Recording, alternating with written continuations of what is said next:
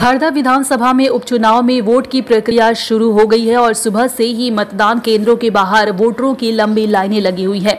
सुरक्षा के चाक चौबंद व्यवस्था के बीच लोग पहुंच रहे हैं और अपने मताधिकार का उपयोग कर रहे हैं। आपको बता दें, पश्चिम बंगाल की 4 विधानसभा सीटों पर आज उपचुनाव के लिए वोटिंग जारी है। दीनहाटा, शांतिपुर, खर्दा और गोसाबा सीटों पर हो रही वोटिंग की गिनती 2 नवंबर को होनी है। इन सभी सीटों पर सुरक्षा के पुख्ता इंतजाम किए गए हैं। सुरक्षा व्यवस्था के मद्देनजर चारों सीटों पर केंद्रीय बल की 92 कंपनियां तैनात की गई हैं। पहले 80 कंपनियां तैनात की जानी थी, लेकिन स्थिति को देखते हुए 12 और कंपनियां बढ़ा दी गई हैं।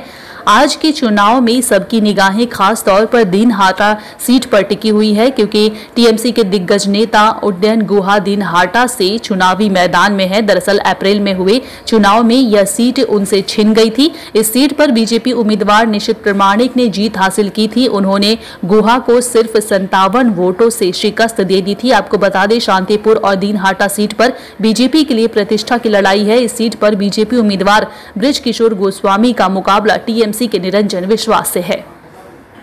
तो वहीं अगर खर्दा की बात करें तो खर्दा विधानसभा सीट पर टीएमसी ने शोभन देव चट्टोपाध्याय को मैदान में उतारा है। उनका मुकाबला बीजेपी उम्मीदवार जॉय साहा से है। गोसावा सीट पर टीएमसी उम्मीदवार सुब्रत मंडल का मुकाबला बीजेपी के पलाश साहा से है। सुब्रत मंडल बीजेपी के सांप्रदायिक एजेंडे और पेट्रोल डीजल की बढ़ती कीमतों का मुद्दा जनता के सामने उठाया। वहीं टीएमसी सरकार की उपलब्धियों के आधार पर उन्होंने जनता से वोट मांगे।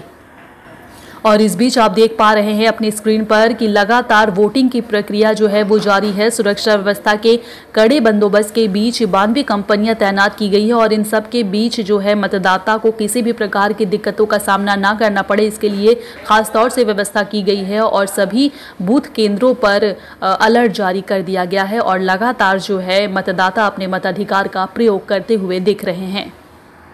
ब्यूरो रिपोर्ट, हालाती बंगाल न्यूज टैग इंडिया। কেন্দ্রীয় বাহিনী কি বলছে? আপনাকেও একবার ঢুকতে দিতে চাইছিল না এবং আপনার কাছে তারা বই মানে ইলেকশন কি বলছে? এইটা বলে বসতে পারে। আচ্ছা, প্রিসাইডিং অফিসারের রুলসে আছে। লোগো স্যার ওই যে সমান ওইদিকে লোক কেন্দ্রীয় পুলিশ বলবে করতে, তার কি অধিকার আছে? কেন করছে এরকম কেন্দ্রীয়? আমি জানি না, তাকে কে শিখিয়ে দিয়েছে সব কথাবার্তা। চলো চলছে খর্দা আমাদের কাছে কোনো এখনো ভোটিং পার্সেন্টেজ আসেনি, তবে এখন পর্যন্ত লোক ভোট দিতে নেমেছে, আস্তে আস্তে নামছে। মানে খুব যে বিরাট বড় লাইন পড়েছে এমন কোনো খবর আমার কাছে আসেনি, আস্তে আস্তে নামছে।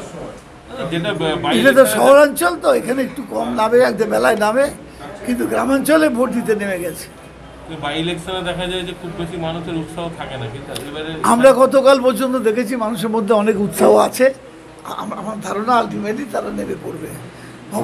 ভবানীপুরও এরকম হয়েছিল, উপনির্বাচনে প্রথম দিকে ভোট দিতে নামেনি লোকে, পরের দিকে সেটা গিয়ে 57% প্রায় 58% ভোট পড়েছিল।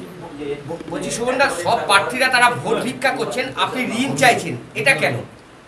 আরে ভিক্ষা করলে তো ভোট নিয়ে পালিয়ে যাবে, কেউ কিছু বলার থাকবে না, কোনো দায়বদ্ধতা থাকে না। ঋণ চাইলে দায়বদ্ধতা থাকে যে আমাকে এখানে কাজ করতে হবে মানুষের জন্য, সেই জন্য ঋণ চেয়েছি, ভিক্ষে চাইনি।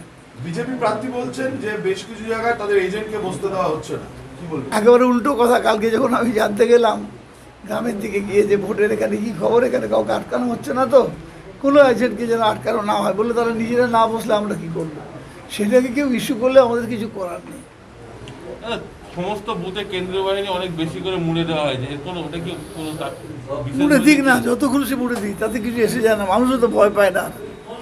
যারা ভোট দিতে যাবে তারা চোর ডাকাত নয় যে পুলিশের থেকে ভয় পাবে।